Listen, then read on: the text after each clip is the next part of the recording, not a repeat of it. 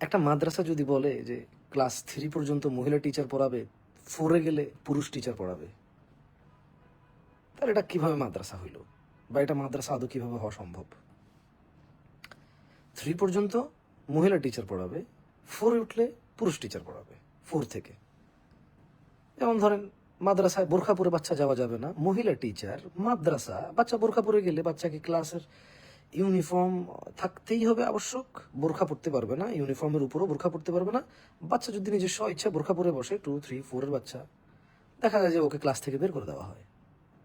তো একটা স্কুল, একটা মাদ্রাসার টিচার, মহিলা টিচার যদি একটা বাচ্চাকে বোরখা খুলবে না কেন, বোরখা কেন পরে আসছে, ক্লাসরুম থেকে বের করে দিয়ে বাইরেকে দাঁড় করে রাখে শুধু বোরখা পরার অপরাধে, ওকে আপনার কাছে হয়তো এখন যুক্তি আসতে পারে যে সবাই তো মেয়ে, বোরখা না পড়লে সমস্যা কি, কোনো ছেলে তো দেখবে না।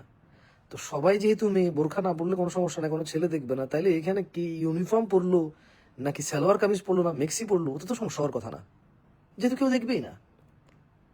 আবার বাচ্চা মাদ্রাসায় যায় বোরখা খুলে যে স্কুল ড্রেস পরে বসবে, ড্রেসিং রুম নাই, তাই কি বাচ্চা এটা স্কুলের এই ইউনিফর্ম, মাদ্রাসার এই প্রায় অর্ধ উলঙ্গ ইউনিফর্ম, মানে মানুষ উলঙ্গ হলে তো উলঙ্গ না, একটা মহিলার মুখ দেখা যাবে, হাত দেখা যাবে, ঘাড় দেখা যাবে, হ্যাঁ, একটা মেয়ে, ছোট মেয়ের বা বাচ্চা মেয়ে অথবা বড় মেয়ে, যে কোনো মেয়েই হোক, তো রাস্তাঘাটে ইউনিফর্ম পরে যাবে, এরপর মাদ্রাসায় ঢুকবে, রিক্সা দিয়ে যাবে, হেঁটে যাবে, যেভাবে যাবে যাবে। মানুষ সবার তো সামর্থ্য সব একরকম হয় না, সবার তো বাসার মাদ্রাসার নিচে হয় না, কেউ একটু দূরে হয়, একটু কাছে হয়। এখন সে বোরখা পরে এসে বোরখা যে ওপেন করবে, সেই ড্রেসিং রুম নাই তার।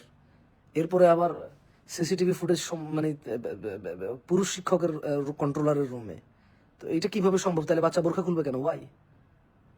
মহিলা মাদ্রাসা, মেয়ে মাদ্রাসা, সিসিটিভি লাগবে, সিকিউরিটি নিরাপত্তার জন্য লাগবে, বিভিন্ন তথ্যপাতির জন্য লাগবে, বাট মহিলা মাদ্রাসার সম্পূর্ণ সম্পূর্ণ নীতি নির্ধারিত মহিলা হওয়া উচিত।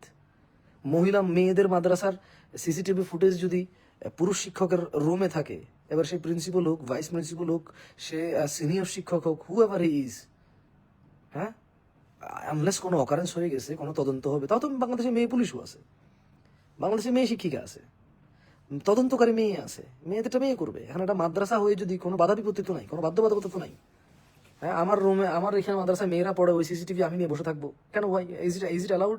ইসলামিক এটা জায়েজ? হ্যাঁ, আর কত দুঃখজনক একটা কথা, একটা বাচ্চা বোরখা পরলে কেন স্কুলের ইউনিফর্ম, মাদ্রাসার, তাও স্কুল হলে একটা কথা ছিল, মাদ্রাসার ইউনিফর্ম কেন পরে নাই? বাচ্চাকে বলছে ক্লাসরুম থেকে বের হয়ে যাও, বের হয়ে দাঁড়ায় থাকো 1 ঘন্টা 2 ঘন্টা, কেন? বলছে যে আমাদের মাদ্রাসার ইউনিফর্ম না পড়লে এটা আমাদের স্ট্রিক্ট রুলস। আরে ভাই, সেই মাদ্রাসার ইউনিফর্ম পড়ছে,